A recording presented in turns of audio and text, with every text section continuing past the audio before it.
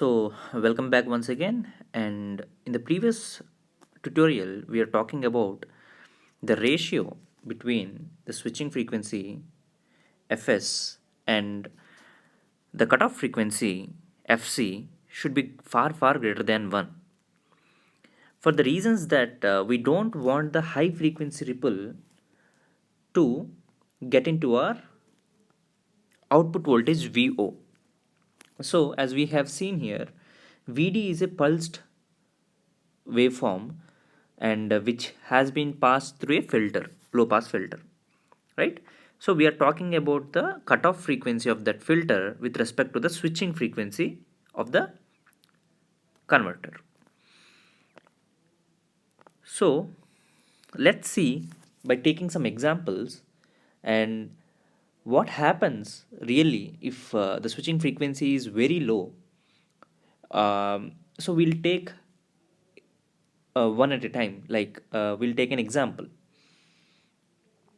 So let us say we already know that the crossover frequency is equal to R by L. Okay, and we say that W omega S divided by omega C, let us say, equal to 10. Then what happens? So Ws is equal to we can approach this problem in two ways. Let us say we take 2 pi into 10 kilohertz.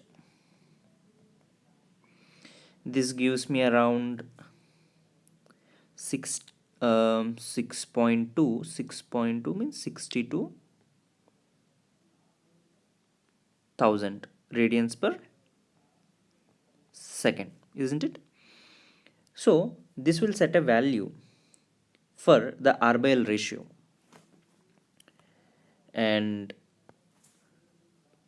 from that we can choose few values of R by L and see how the behavior of the circuit be, and we'll try to violate this particular condition and see what happens. So right now my R by L ratio would be equal to R by L, which is nothing but omega S by 10. That would give me 62 or 6200. So if I take R equal to 1 ohm and L equal to then 1 by 6200. So let's keep these values in the simulation and try to see what happens.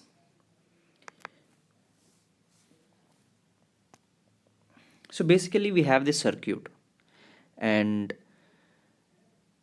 we'll try to switch this circuit at let us say I have kept a simple switch so that the switching actions can be observed, and I can it's a fun way of changing the switching frequency, even though it is not perfect that my all the switching time intervals are constant, but we can get the idea of what we are talking about. So right now let me change this resistance to 1 ohm, and uh, let me ask Google in order to calculate what is 1 by 6200. Sorry for the delay.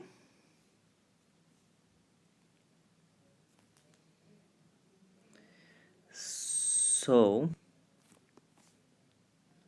I'll just ask 1 divided by 6200 is 0.0016, something around 161 micro. Let me keep that value. Yeah, it is close enough actually. So we'll go for 160 micro. So basically now I should be able to switch this particular switch at 10 kilohertz. If not, what happens? That we'll see. So let me run this simulation. So what you are seeing here is the blue color voltage is the diode voltage VD, and the green color curve is the voltage across our output load. So let me start switching this.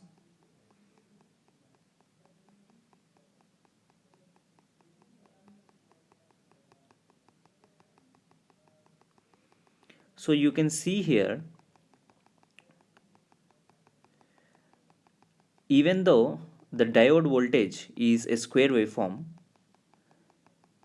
due to appropriate selection of the filter inductance, we can achieve a constant DC output. Roughly, I'm switching at the 0.5 duty ratio, so that's why my average is coming around 50 volts. Okay, so let me slow it down. What happens?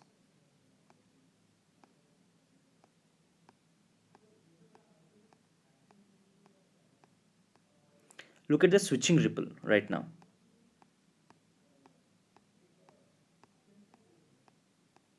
The switching ripple is far greater than what was there when I was switching at higher frequency. So basically, if I have to, if I want to switch my circuit at a lower frequency, like let us say at this frequency, what should I be doing? I should be increasing my inductance such that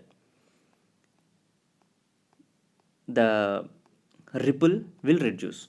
So let us do that first. So I'm trying to increase the inductance value to, let us say, some order of milli. Okay, now I will try to switch at a very low frequency. Now you can see that the voltage is much smoother even at the even at a very low frequency, isn't it? You cannot see, it is hardly visible that the switching ripple component is visible in our output, the green color voltage. So just to illustrate once again, if I reduce the inductance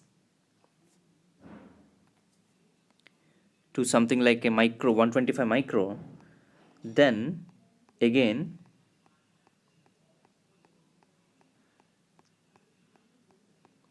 switching ripple is considerable. If I switch it fastly, the switching ripple is low. So the point that I want to make here is that if your switching frequency is not high enough, then your R by L ratio should be very low.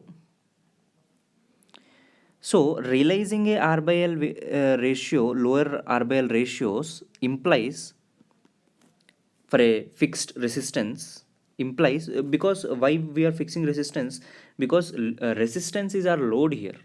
So load cannot be varied. We are assuming a fixed resistive load of a certain power. Okay, there is a range of load resistances that can be varied. So usually it implies that for a higher R by L ratio, we have to give higher inductance.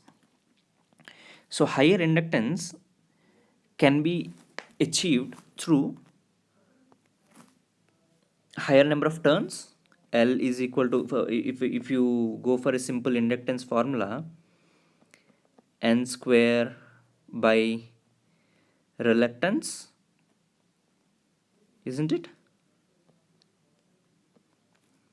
So number of turns should be increased, or we should go for a better magnetic materials. If you fix the magnetic material, the number of turns has to be increased, and if number of turns increases, the inductor becomes bulky. So it is preferable that the inductance, the switching frequency should be high enough such that should be high enough